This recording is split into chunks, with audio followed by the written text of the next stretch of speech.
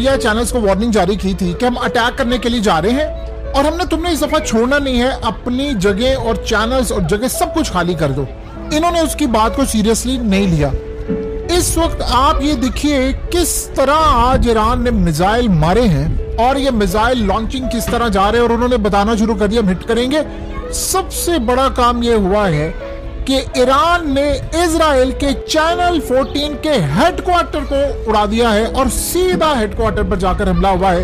ये असल में उस हमले का बदला है जो इन्होंने इनके स्टेट चैनल पर हमला किया था और आज ईरान ने उसका बदला ले लिया है और कहा है कि अभी तो आप इंतजार करें, अभी जो हम आपके साथ करने के लिए जा रहे हैं वो आपके वहमो गुमान में भी नहीं होगा। और उसके बाद जो सबसे अहम सूरत हाल है कि इन्होंने खास तौर पर उनकी यानी इंटीरियर मिनिस्ट्री जो उनकी वजारत दाखिला है उसके ऑफिस को यरूशलेम में उड़ाया है और खास तौर पर जो इजराइल की पार्लियामेंट का यानी कोर्ट यार्ड है इसको भी उड़ाया है, यानी जो दीगर जगहों पर। अब सूरत हाल ये है कि इन्होंने इजराइल के सही मायनों में हार्ट पर दिल पर जाकर अटैक करना शुरू कर दिया है और ये उनके वहमो गुमान में भी नहीं था कि सारे का सारा मामला हमारे साथ हो जाएगा। असल मसला ये हुआ है कि इस वक्त उन्होंने बदला लेना शुरू कर दिया बड़े पैमाने पर, और बड़े पैमाने पर जो बदला लेने की बारी आती है तो फिर जाहिर सी बात है ईरानियों से आगे तो कोई नहीं है। अब ईरान का सबसे बड़ा मामला ये हुआ है कि उनके मिसाइल डायरेक्टली जाकर 1 बाय 1 हिट कर रहे हैं और इसराइल के मीडिया पर आप अगर देखें तो कंप्लीटली इस वक्त सबसे बढ़कर कंप्लीटली जो प्रोग्राम्स हो रहे हैं उसमें वो ये डिस्कस कर रहे हैं कि हमारा डिफेंस सिस्टम फेल हो गया है, इजराइल का वजूद खतरे में है, हम लोग मुकम्मल तौर पर तबाह हो गए हैं। ईरान के मिसाइल, उनके ड्रोन्स इसराइल के military sites, command and control hub हर जगह पर जाकर हिट कर रहे हैं जिसका अंदाजा इन्होंने पहले नहीं लगाया था।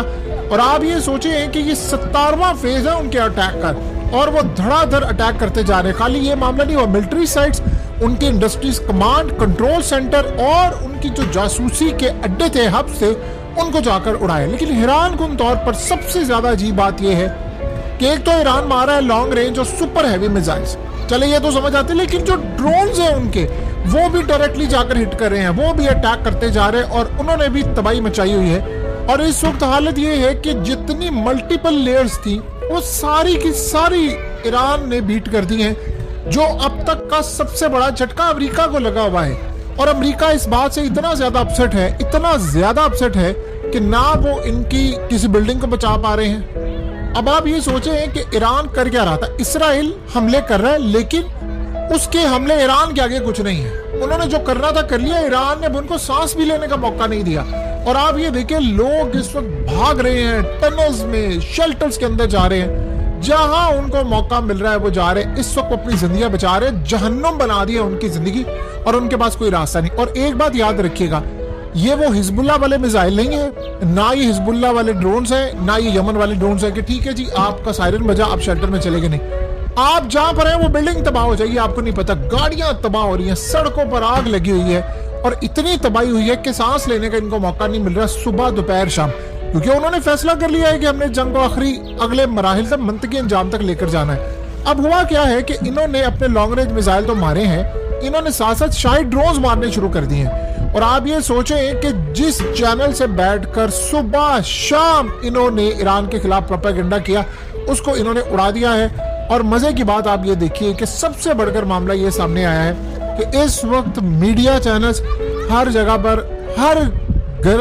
गली, मोहल्ला, ये वो जितना टोटल इजराइल में सबको मना कर दिया आपने वीडियोस नहीं बनानी। और आप ये सोचें कि सबसे बड़ा मसला ये हुआ है कि इजराइल के खास तौर पर एयर डिफेंस सिस्टम और उनके जो सेटलर्स हैं वो असल में घरों से भाग रहे हैं और शेल्टर्स में जा रहे हैं अंडरग्राउंड, और उनको ये बात समझ नहीं आ पा रही कि हम करें तो क्या करें। अब आप ये सोचें, ईरान ने बड़ा क्लियरली कह दिया है, उन्होंने कहा है कि जी अमेरिका अगर, यानी अब जो हालत ये है कि इसराइल ने अमेरिका को कहा है कि हमारी बस हो गई है, हमारा वजूद खतरे में, हम तबाही का शिकार हो सके, आप आकर हमें बचाएं। और इन्होंने अमेरिका को कह दिया है कि तुम अगर आए ना तो तुम्हारा इससे बुरा हाल होगा। उसकी रीजन ये है कि आप सोचें हजारों मिसाइल पड़े हुए हैं ईरान के पास, अमेरिका के पास जितने टोटल मिसाइल, ड्रोन्स, जेट्स सब कुछ मिला लें, ईरान के मिसाइलों का वो मुकाबला नहीं कर सकते। तो आपके पास क्या ऑप्शन रह जाती है?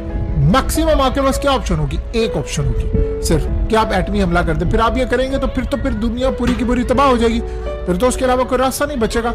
लेकिन आप ये सोचें कि जिस तरह उन्होंने मुकम्मल तौर पर तबाही का शिकार किया हुआ है, सबसे बड़ा मसला ये इजराइल के लिए पैदा हुआ है कि उनके अब कोई एक आधा मिसाइल भी ऐसा नहीं है जो शायद रुक पा रहा हो। पहले वो बड़े फख्र से कहते थे कि आयरन डोम है, ये है, वो है। अब इनमें से कोई ऐसी चीज नहीं है जो रुक पा रही है, और यही असल में सबसे बड़ा उनके लिए एक चैलेंज बना हुआ है।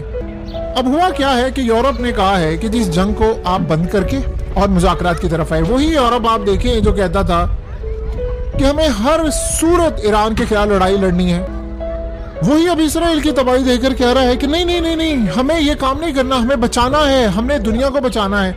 और यही मसला है कि पुतिन इस वक्त क्लियरली शी जिनपिंग के साथ जब उसकी बातचीत हुई है तो उन्होंने क्लियरली कह दिया है कि हमने अमेरिका और बाकी ताकतों को यहाँ पर कामयाब नहीं होने के लिए देना। सो आप ये सोचें कि अब हालात ये हैं कि ईरान अचानक से इस तरह एक जख्मी शेर की तरह जिस तरह बाहर निकलकर सामने आए। अब उन्होंने किया क्या है, उन्होंने एक तो इनके आयरन डोम और ये तमाम चीजों को ऐसा ऐसा टारगेट किया है, वो बड़ा क्लियरली हो गया। अब वो असल में उन चीजों को टारगेट करें, उनके पास गालिबन डाटा है, लिस्ट है, जो उनकी एजेंसियों के हब थे, हेडक्वार्टर्स थे, अपार्टमेंट से, वो अब उनको डायरेक्टली टारगेट कर रहे हैं। दुनिया में आपने क्या मनाजिर देखे होंगे इराक के, शाम के, जो तबाही इजराइल के अंदर हो रही है, मीडिया वहां पर जाने की इजाजत नहीं है। आप ये सोचें कि जर्मनी का मीडिया क्या वो इजराइल के खिलाफ है? बिल्कुल भी नहीं है। क्या वो ईरान के साथ है? नहीं। लेकिन सड़कों पर चलते हुए उनको धक्के मारे जा रहे हैं, उनको निकाला जा रहा है, उनको कहा जा रहा है तुम वीडियोस नहीं बना सकते। यानी ये मामला इस वक्त पूरी दुनिया के अंदर सामने आया हुआ है, और इसराइल इस वक्त ये बात समझ रहा है कि हमारे हाथ से गेम निकल चुकी है, वो बड़ी जल्दी सरेंडर कर गए हैं।